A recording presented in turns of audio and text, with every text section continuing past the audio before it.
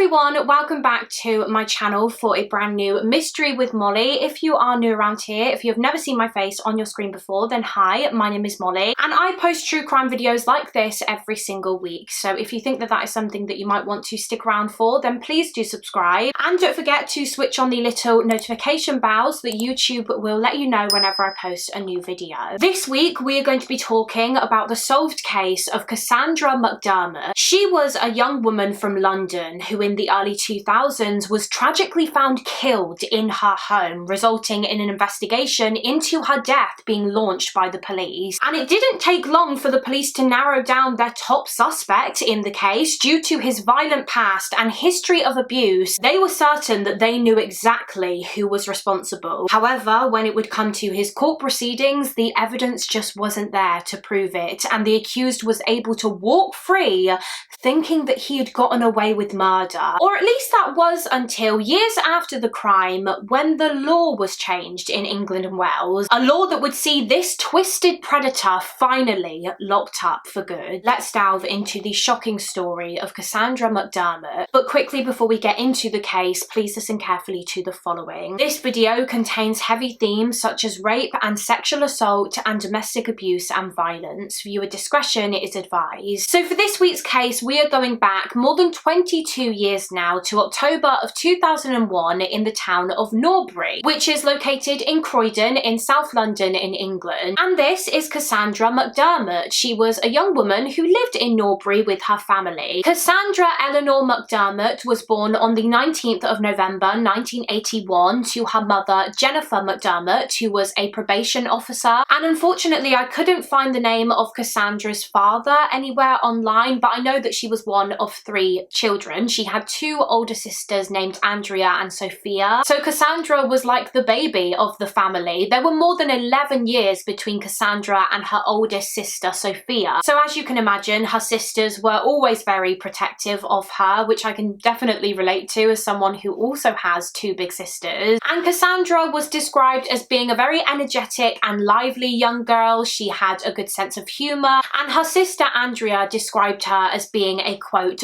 bundle of joy. She was also said to have been a whirlwind. Her mother Jennifer said that Cassandra wasn't the type that could just sit still. She was very much like her mother in that sense, in the sense that she always had to be doing something, was always on the move. It would appear as though she was very much an extrovert. She was always going out and hanging out with friends. She had a lot of friends, did Cassandra. And by the time this case occurred, by 19 years old, she was doing all the things that typical teenage girls were doing. She was young and, like I said, she was going out and having fun. Or at least that was until her life was tragically cut short, when in October of 2001, Cassandra McDermott became the victim of a truly horrific crime. It was, I believe, around the late afternoon / evening of Friday the 26th of October 2001 when concern for Cassandra was raised, as it was realised that no one had really seen or heard from her that day. She hadn't contacted any of her friends or family, which was strange for her. As I said, she was very much an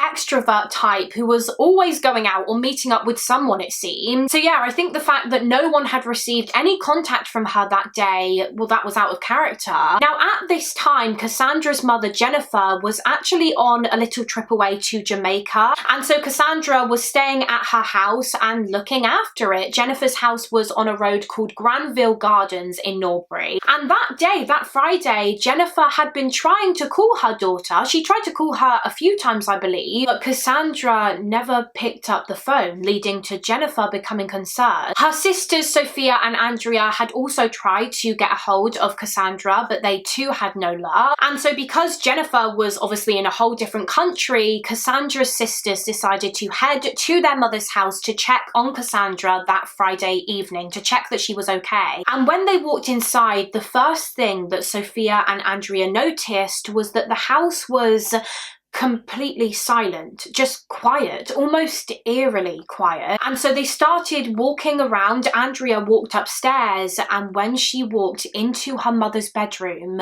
there she found her little sister lying on the floor. She was covered with a duvet and she wasn't moving. She was completely unresponsive. She was lifeless. So Andrea immediately shouted to Sophia, telling her to call an ambulance. And whilst the emergency services were on their way, Andrea began trying to perform CPR on Cassandra. However, it wasn't working. And in fact, Andrea knew that it wasn't going to work. She knew as soon as she pulled back that duvet, just from looking at her little sister, that she was gone. She was dead. And paramedics confirmed this when they arrived at the scene. There was nothing that could be done. And Cassandra McDermott was pronounced dead at just 19 years old. And in addition to medical personnel, it wasn't long before the police were on the scene too, because it was pretty clear just from looking at her body that this was no natural death. Cassandra had been killed. So firstly, as I said, she was on the floor in her mother's bedroom and she was lying on her back, but she wasn't in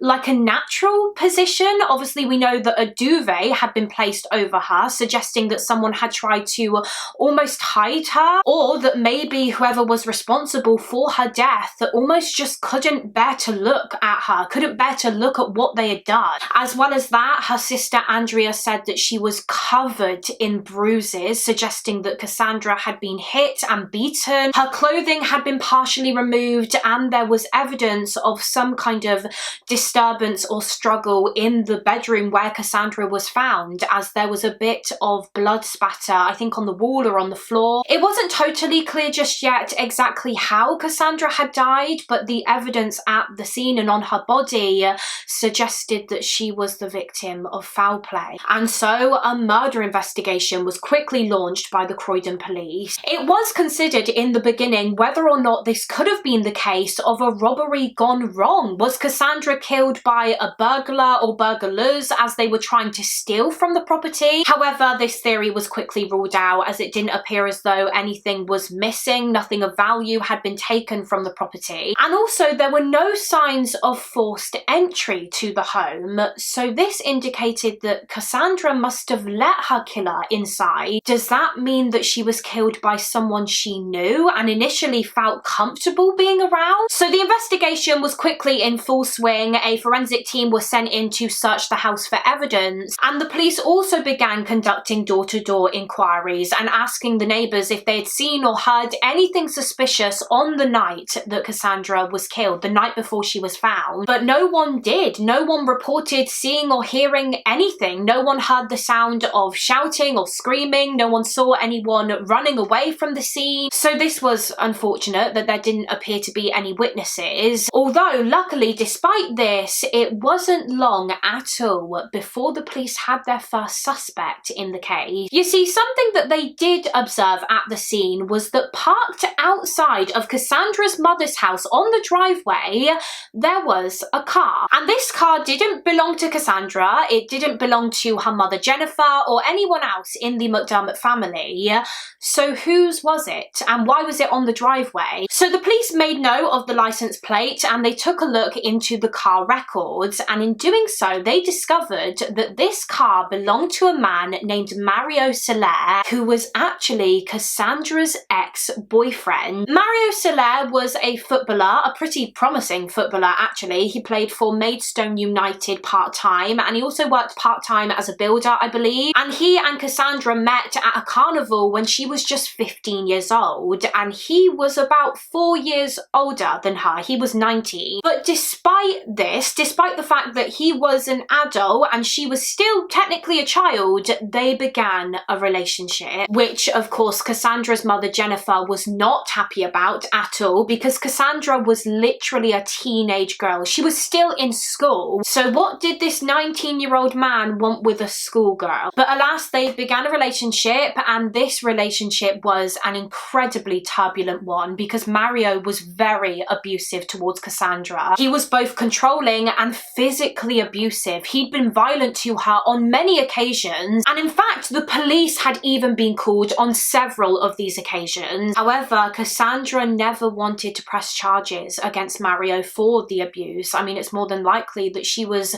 just too scared of what he would do if she did press charges. Now, from what I can gather, Cassandra kept this abuse that she was suffering at the hands of Mario Soler mainly to herself. Her family weren't really aware of it. She never really opened up to them about it, but her mother Jennifer did notice a big change in Cassandra's personality after she started seeing Mario. She described how Cassandra suddenly became quite erratic all of a sudden, and she would go against her curfew. She would stay out for longer than she was allowed to. Mario was changing her. He was changing the kind of person that she was in a very negative way. And Jennifer also recalled how on one occasion when she came home, she noticed that her front door had been kicked at. It had been kicked in. And when Jennifer walked inside the house, Cassandra was there and she was just looking very nervous and sheepish. And she told her mum that Mario had done that. He'd kicked in the door to her mother's house to try and get to Cassandra. And so Jennifer immediately called the police, but once again, Cassandra just didn't want to press charges. She was too scared. But eventually Cassandra and Mario did split up. The relationship ended. And of course, as you can imagine, her mother Jennifer was so incredibly relieved when they did break up. And she felt like she had Cassandra back. She was back to her normal self again. But obviously she didn't have her back for very long because, as we know, Cassandra was found dead in October of 2001. And given the fact that her ex-boyfriend Mario Soler's car was parked on the driveway outside of the house that she was murdered in, and the fact that he had, of course, been abusive towards her during their relationship, Mario Soler became the top suspect for the detectives. And so he was quickly arrested. They arrested him at this YMCA hostel in Croydon, which is where he was living at the time. And he was taken back to the police station where he was interviewed by the detectives. Now, it turns out that the reason Mario Soler's car was on Cassandra's driveway was apparently because she had been borrowing his car at the time. It seems as though, despite no longer being together and despite how awful he had treated her when they were together,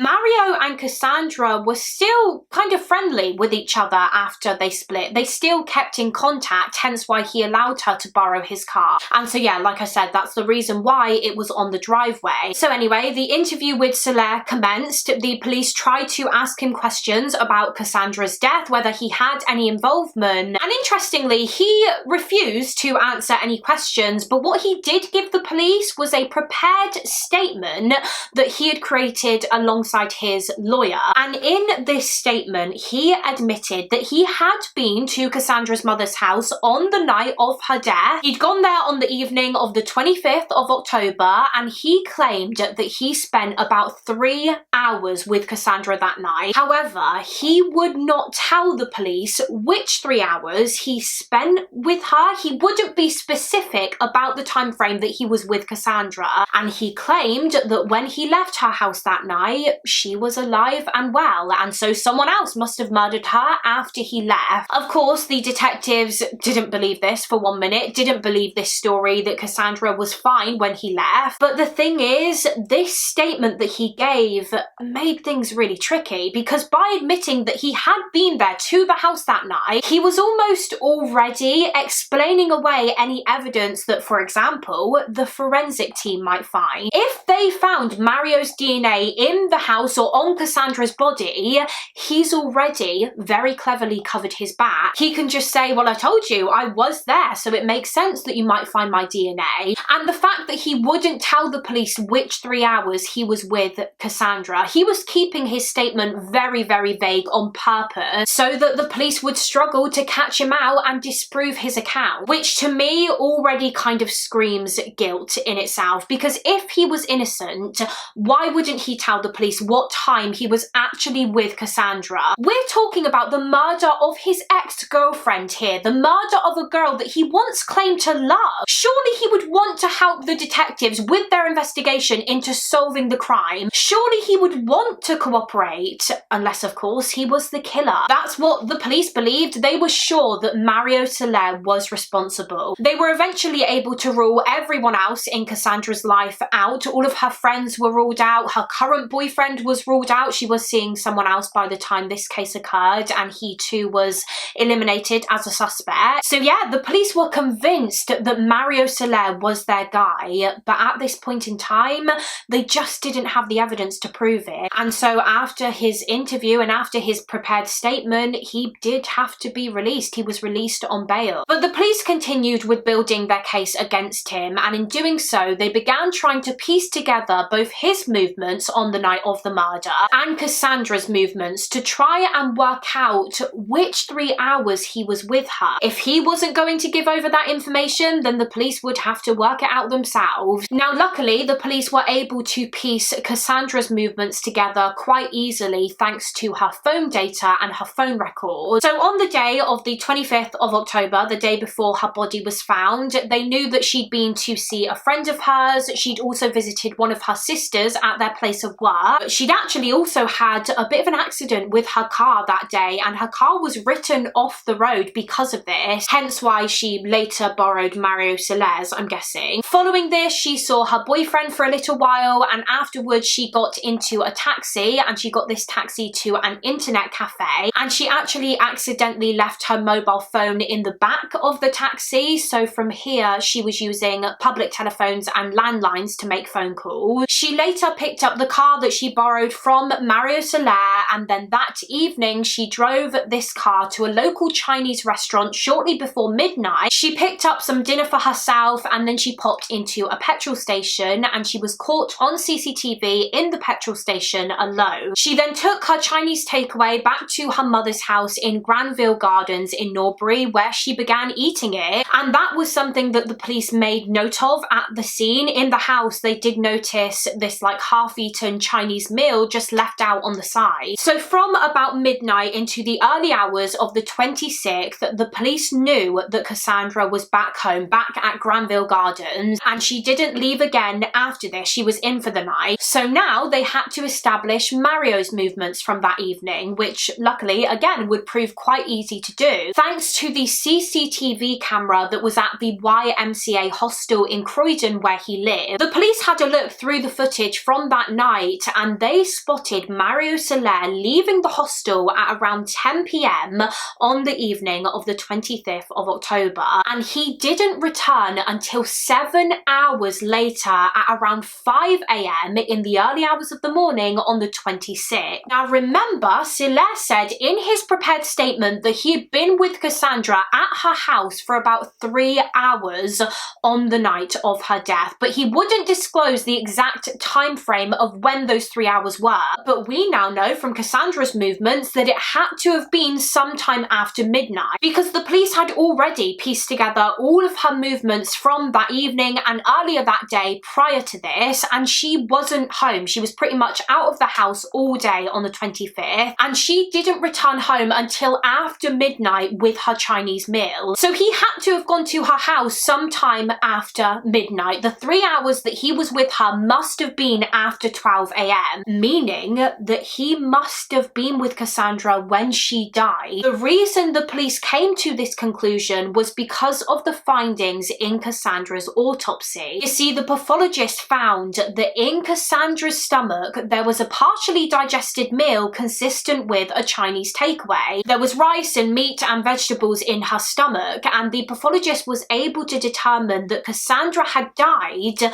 about an hour and a half to 2 hours after she had consumed this food. So this puts her time of death almost right in the middle of the time that Soler could have been at Cassandra's address, because she arrived back at Granville Gardens with her Chinese food at around 12 a.m. So let's assume that this means that her time of death was around like 1:30, 2 in the morning, maybe even a little bit later. Mario got back to the hostel at 5 a.m. and he claimed that he was with her for 3 hours.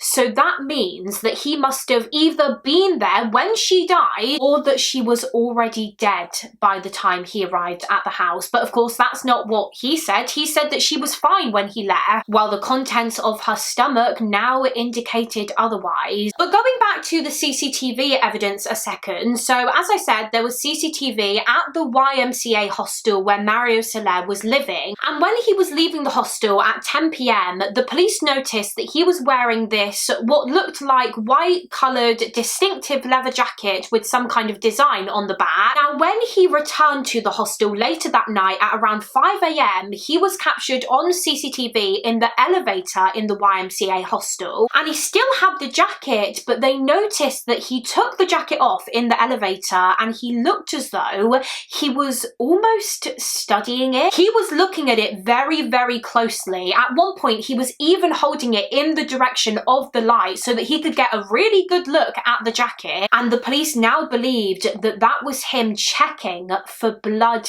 evidence on his leather jacket. He'd just returned after attacking Cassandra and he was checking if any of her blood was on his clothing, and it would appear as though there most likely was evidence relating to what happened to Cassandra on that jacket, because he quickly got rid of it. Just hours later that same day, he was captured once again on the CCTV camera leaving the hostel carrying a black bin bag, and the police believed that in that bin bag was the leather jacket because they never found it. They searched his room at the hostel and it wasn't in there, so he'd clearly disposed of it, and unfortunately detectives were never able to retrieve it. But that didn't seem to matter. For the police, this was enough. They believed that the CCTV evidence and Soler's movements and the autopsy findings of the Chinese meal in Cassandra's stomach was enough to prove that Mario Soler was responsible for the death of Cassandra McDermott, and so he was arrested once again and he was charged with the crime. Mario Soler pleaded not guilty, and so he went to trial a year after Cassandra's death in October of 2002, and this trial was absolutely horrendous, to be completely honest. Absolutely awful for Cassandra's family. The defense's tactic during the trial was just shameful, in my opinion. They basically did everything they could to make it appear as though to the jury that Cassandra was almost this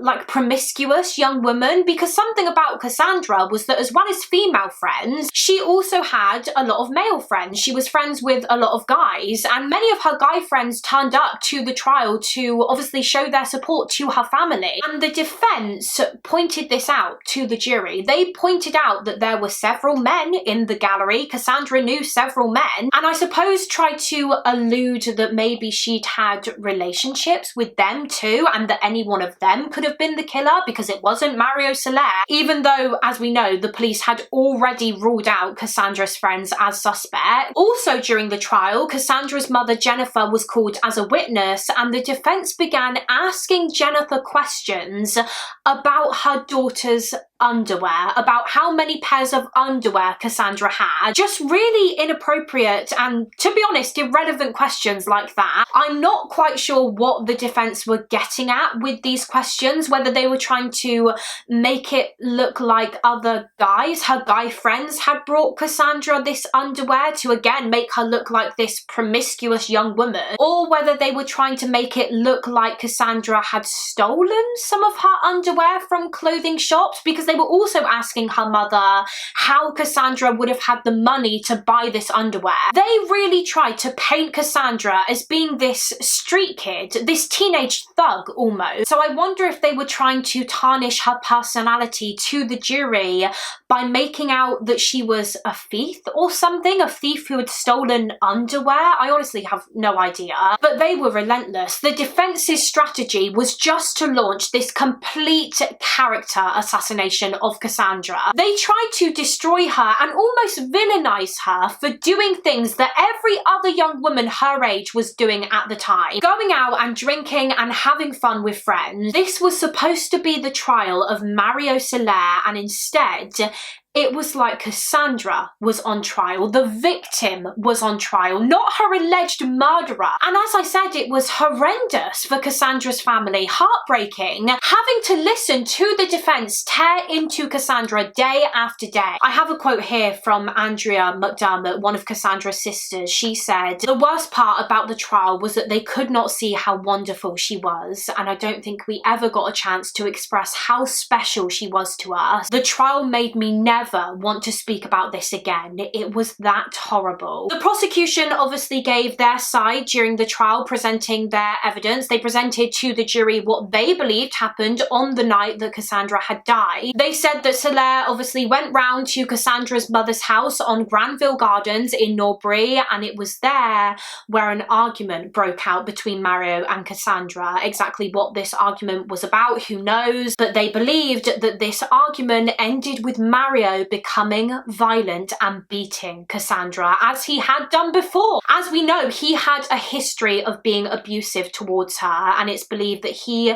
hit her that night, and she was hit with so much force that she fell to the ground, possibly hit her head on some furniture, and was knocked out cold. Now, it turns out that Cassandra wasn't dead at this point. She was badly hurt and unconscious, but it's believed that she was still alive, and instead of calling an ambulance and getting her some help, they think that Mario Soler covered her body with the duvet and he just left her there, left the house, and it transpires that actually she died as a result of choking on her own vomit, because Mario Soler had left her lying on her back. So he could have saved her. She could have been saved if he hadn't have just left and instead called the emergency services, but he didn't. He just left her there on the floor on her own to die. That was the prosecution's version of events anyway. However, ultimately at the end of the trial, it was concluded that it just wasn't enough for the jury. They didn't feel as though the prosecution had a strong enough case against Mario Soler, because really all the evidence they had was circumstantial. Unfortunately, the police didn't really obtain any solid evidence in the way of DNA or forensics, and so their case relied upon,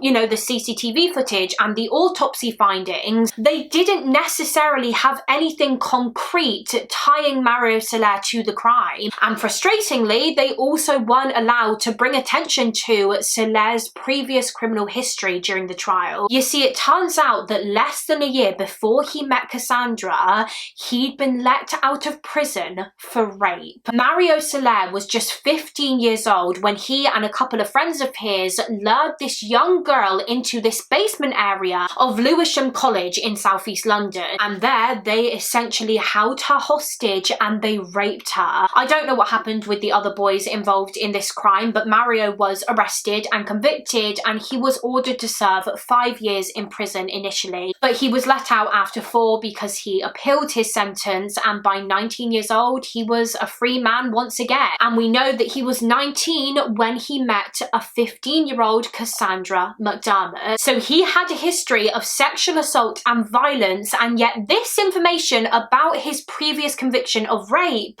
was deemed inadmissible in court. So the jury did not know about that during his trial for Cassandra's death. And yeah, due to the lack of solid evidence, the jury ultimately just felt like they couldn't convict him, and at the end of the trial, Mario Soler was found not guilty of the killing of Cassandra McDermott. And that was it. He was let free, and there was no justice for Cassandra. The police and her family were still certain that he was responsible for Cassandra's death, but there was nothing they could do now. He'd been acquitted, and because of double jeopardy laws in place at the time, he would never be able to go to trial again for this offence. Double jeopardy, for those who don't know, basically means that someone who has been to trial and has been found not guilty of a crime cannot legally be prosecuted and retried for that same crime ever again, even if new evidence against them comes to light later on down the line. That's just it. They can't be tried again. So if Mario Soler really was the killer, well, it seemed as though he'd gotten away with it because of double jeopardy. Following his release, Mario Soler actually changed his name. He started going by Mario McNish because apparently after his acquittal, he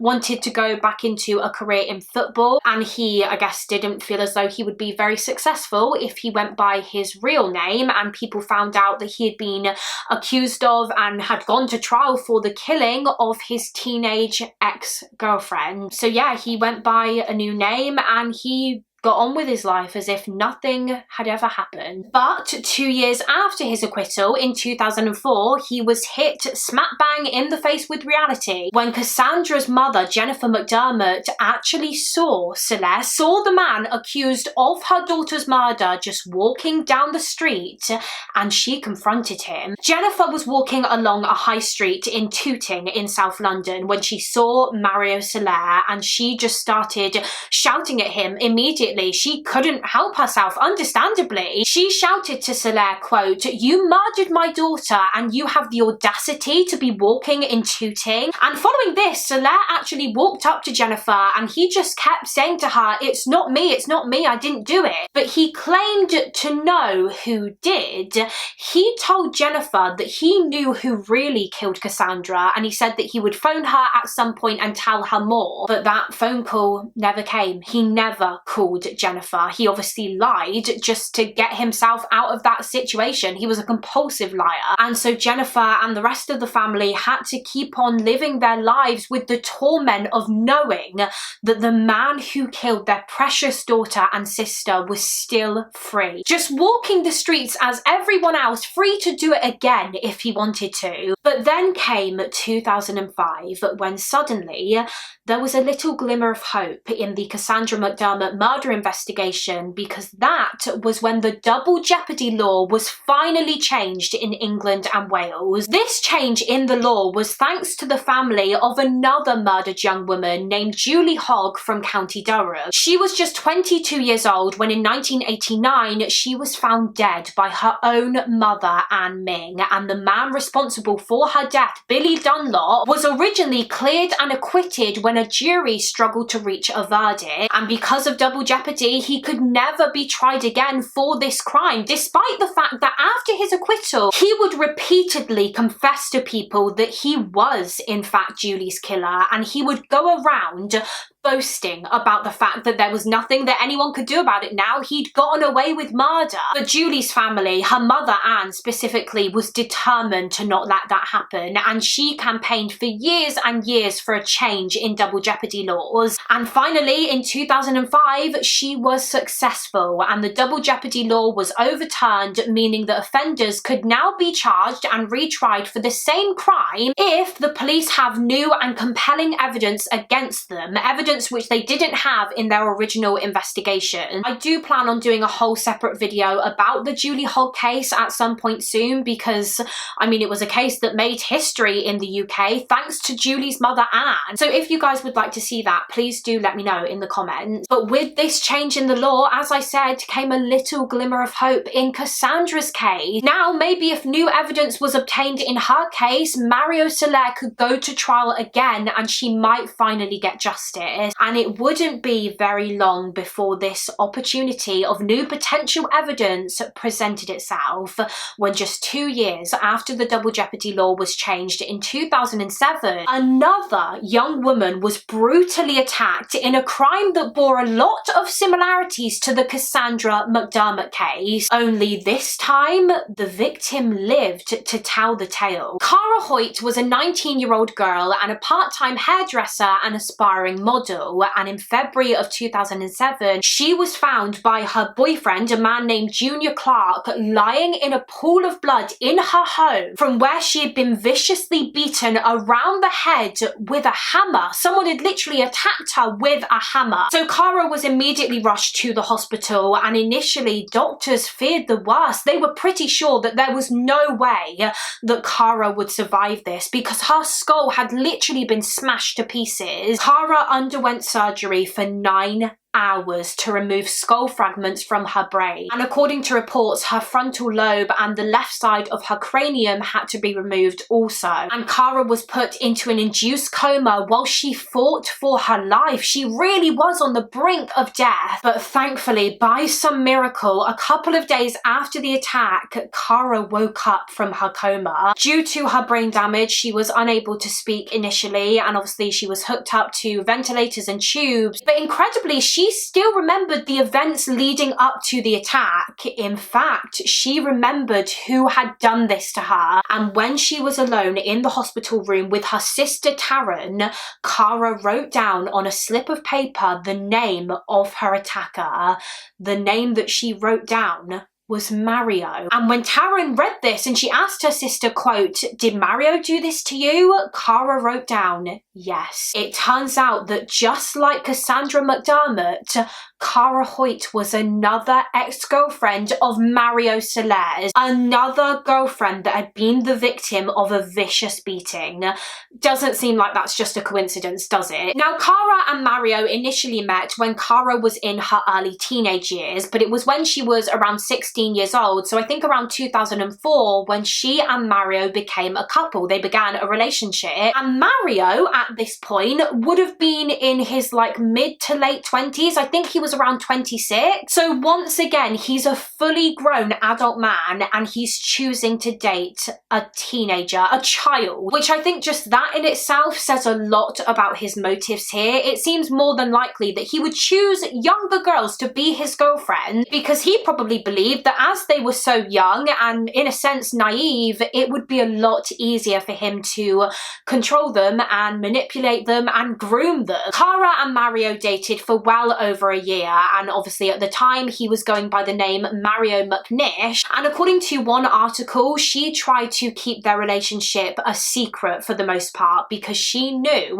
that her family wouldn't approve of her dating an older man. But eventually their relationship ended anyway. Cara ended things. She decided that she just didn't want to be with Mario anymore, and he did not take this breakup well. I believe for months and months he would try to convince Cara to take him back and give him another chance, but she always refused, and eventually she began a new relationship with another guy named Junior Clark, which made Mario incredibly jealous and angry. He was angry at her for moving on, but from what I can gather, part of the reason why Cara actually ended things with Mario Soler in the first place was because one day she was in Mario's bedroom alone, and underneath his bed she found these court documents and case papers from when he went to trial several years earlier for the killing of his ex-girlfriend Cassandra McDermott in 2001. He had kept all of the case papers from Cassandra's trial, and so Cara, after finding and reading these court documents, confronted Mario Soler about them, and she demanded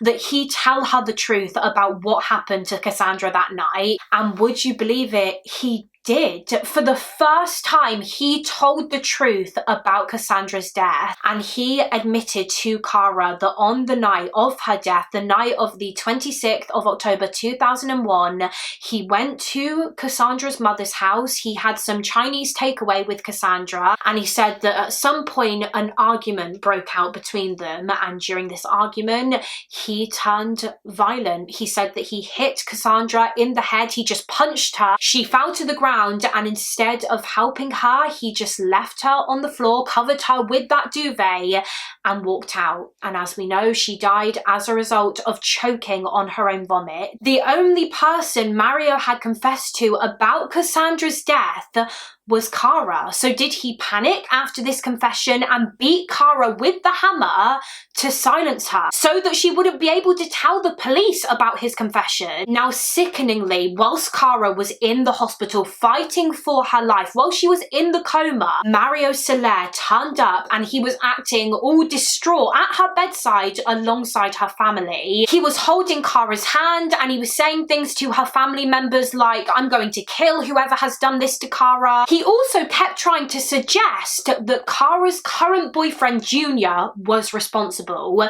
He was trying to pin this crime on Junior, and he even returned to the hospital when Cara woke up from her coma, and as you can imagine, she was terrified at the sight of him, terrified that the man who had tried to kill her was sitting at her bedside. But of course she couldn't speak because of her injury. She couldn't shout and scream that Mario was the one who did this to her. I have a quote here from Cara about when she woke up from her coma. She said, "My first thought was, where am I? I didn't feel scared, just confused. I had all of these tubes in me. I couldn't talk and I couldn't move. When my mum explained what had happened, I immediately thought Mario did this, but had no way of telling them. All I could do was turn my head away from him and put my arm up as if to say stop and hope that someone realised that I was trying to tell them something. Of course, no one did, and I thought, he's going to get away with it. Unless a miracle happens, I'm never going to be able to tell anyone. This man my family has known for years is a psychopath who tried to kill me and also killed his girlfriend. Nobody thought I was going to make it, so he must have come to survey his work, thinking that I would die and no one would ever know that he'd been involved." But thankfully, the truth did come out surrounding Cara's attack. As we know, Cara was able to write down on a slip of paper that Mario was the perpetrator, and he was arrested. Now, initially, he tried to deny the attempted murder of Cara Hoyt, and he gave the police a very similar story as to the one that he gave the police back when he was arrested for Cassandra's murder in 2001. But he had gone to Cara's home on the night of her attack, but he claimed that when he left, she was absolutely fine and that he had no part in what happened to her, so someone else must have attacked her with the hammer. However, luckily, the police didn't just have Cara herself as a witness to disprove this. They also eventually obtained information from another witness who said that on the night of Cara's attack, they saw a young black man running away from her address, and this man matched the description of Mario Soler.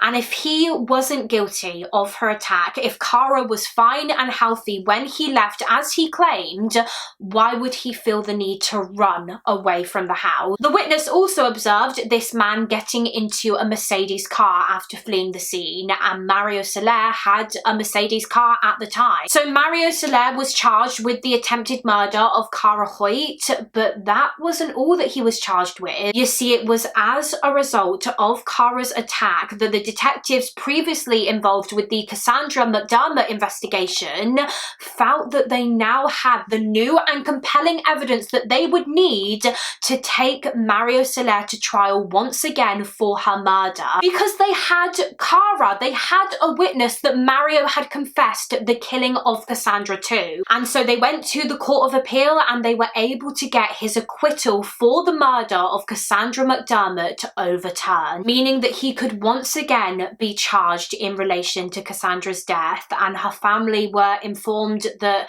you know, they needed to get ready and mentally prepare for another trial, which I would imagine they probably experienced quite mixed feelings about. I mean, I'm sure mostly they were ecstatic that they were going to get another chance at securing justice for Cassandra, but also the thought of another trial must have been quite terrifying for her mother and sisters because of how awfully Cassandra was portrayed by Mario Soler's defense team during the first one. However, as it would turn out, they would never actually have to go through a second trial because in a shocking turn of events at the very last minute, I think literally just before the trial was about to begin, Mario Soler decided to plead guilty. He made a deal with the prosecutors and agreed to plead guilty to the manslaughter of Cassandra McDermott. I suppose because technically she died as a result of choking on her own vomit, but of course it was still his actions which led to that happening in the first place. The fact that he punched her in the head and knocked her unconscious and just left her. But yeah, he pleaded guilty to manslaughter and also to the attempted murder of Cara Hoyt too. He pleaded guilty to that. He clearly knew that there was no point in continuing to try and deny these crimes, so may as well plead guilty and hope for a more lenient sentence, I guess. In 2009, Mario Soler was sentenced to life in prison with a minimum of 23 years, and so he'd have to serve at least 23 years before he was even considered for parole. And so of course prison is where he remains today. So finally, after about 8 years, Cassandra McDermott had received justice for her death. It took 8 years from her death in 2001 to his sentence in 2009 for her family to finally have that bit of closure. And for Cara to get her justice too. You know, in a way, Mario Soler didn't just take Cassandra's life, he took Cara's others as well. Yes, Cara survived, but her life is completely different now as a result of what he did to her, because of how horrific her injuries were. She does have her speech back to a certain extent, but she has aphasia, which is a language disorder that causes severe speech problems, and this is obviously due to the damage that the attack caused to that part of her brain. And as well as that, she has been left paralyzed down her right hand side, so she has difficulty walking too. But I mean, this girl is a fighter, and that's an understatement. She worked so incredibly hard at her recovery to even get to the point that she is at today with her speech and mobility. I have another quote here from Cara, and she said, "I was determined to not let him beat me, and it drove me to push myself." What an incredibly brave young woman, honestly. I take my hat off to Cara. And in fact, after Mario Soler was sentenced, Cassandra's mother Jennifer said of Cara Hoyt, quote, "We owe everything to Cara because of her strength and determination to see justice." In the aftermath of this case, Cassandra's family set up the Cassandra Learning Centre in southwest London, which aims to raise awareness of domestic abuse, educate people about domestic abuse, and they provide support and counselling to people across London who are going through that kind of situation, going through an abusive relationship. And they are particularly focused on helping young people, young victims of domestic violence, because obviously Cassandra was just a teenager when she experienced this at the hands of Mario Soler. And I touched on this briefly earlier, but she kept most of the abuse that she was suffering to herself. Cassandra barely told her family anything about what she was going through. Maybe she was embarrassed, maybe she felt like she could deal with it on her own and she didn't want her family to worry about her. For whatever reason, she didn't disclose much to her loved ones at the time, and so their aim with the Cassandra Learning Centre is to also encourage young people to speak up and talk to someone if they're going through an abusive situation, so that they can get the help that they need. The Cassandra Learning Centre's motto is, "If it hurts, it isn't love," which is simplistic, but also I think incredibly powerful, very powerful and impactful words, and very true. The work that they do in Cassandra's name as a lasting legacy for her is just amazing. So I will leave a link to their website in the description box if anyone is interested in learning more about them, as well as a link to their donation page if you would like to help fund and contribute towards the incredible work that they do. And that concludes this case. That concludes the case of Cassandra McDermott. Such a tragic one. Cassandra was barely even an adult when her life was cruelly taken away by Mario Soler. And while Cara Hoyt was essentially the hero in this case, you know, the only reason that Cassandra was really able to get justice was because of her. It's just awful that that's what it took. It literally took Soler attempting to kill a second girlfriend for justice to be served, which is sickening. And thank God that he was unsuccessful the second time. Thank God that Cara survived. But yeah, that is it for this video. As always, please do let me know your thoughts and opinions on the case in the comments down below. I would love to hear what you guys think. And also feel free to let me know of any other cases that you would like to see me cover on this channel. Again, you can pop them in the comments, or alternatively, I do have a case request form linked in the description box if you would prefer to go through that. Thank you all so much for watching. Please do give this video a thumbs up and subscribe if you haven't already, and I will see you again next week for another mystery with Mollie. Bye.